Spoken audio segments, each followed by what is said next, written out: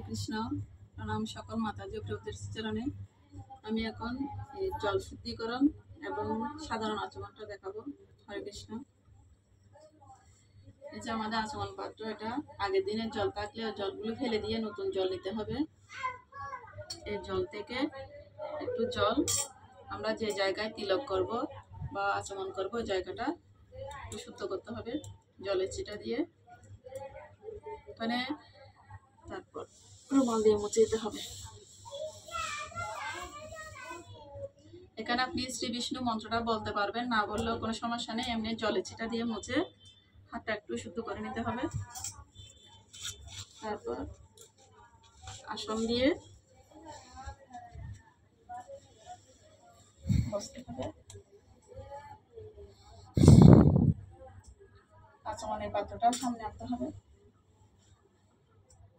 সামনে এনে এই যে আমাদের হাতের আঙ্গুল, 4 আঙ্গুল একসাথে করে এখানে সামান্য জল নিয়ে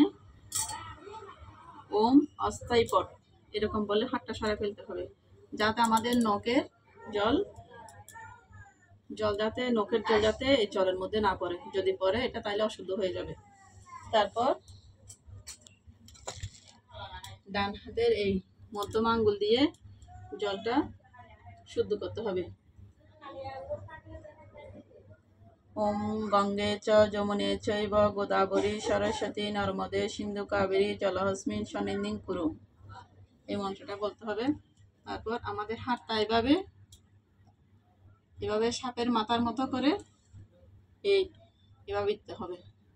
ডান হাতের উপর বাম হাতটা দিয়ে বীজাক্ষর মন্ত্র বলতে হবে। এখান থেকে শুরু করতে হবে, অনামিকা থেকে শুরু করতে হবে। ওম ওম ওম ওম ওম ওম ওম ওম 8 বার। এভাবে জল টাচ করতে হবে না, এমনি পাত্রের উপর ওম ওম ওম ওম ওম ওম ওম ওম 8 বার বলে এখন আমরা এটা একটা সামান্য অর্ঘ তৈরি করলাম। সামান্য অর্ঘ তৈরি করার পর আমাদের কারো ঘরে যদি এই যে কোনো তীর্থের জল থাকে ওখান থেকে 1 ফোঁটা দিলে, আর এগুলো মানে অস্থায়ী পটও বলতে হবে না, আর গঙ্গে চ যমুনে চ মন্ত্রটা বলতে হবে না, বীজাক্ষর এটা কিছু করতে হবে না, ওই তীর্থের জল দিলে হয়ে যাবে। এখন আমরা সাধারণ আচমনটা করব।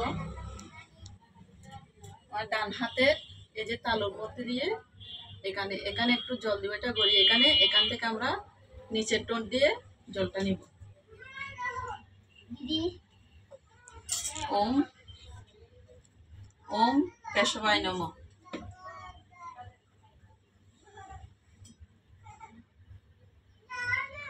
ওম নারায়ণী নমঃ। ওম মাধবায় নমঃ। আমাদের প্রত্যেকটা মন্ত্র জলের দিকে তাকিয়ে মন্ত্রটা বলতে হবে। হরে কৃষ্ণ। প্রণাম।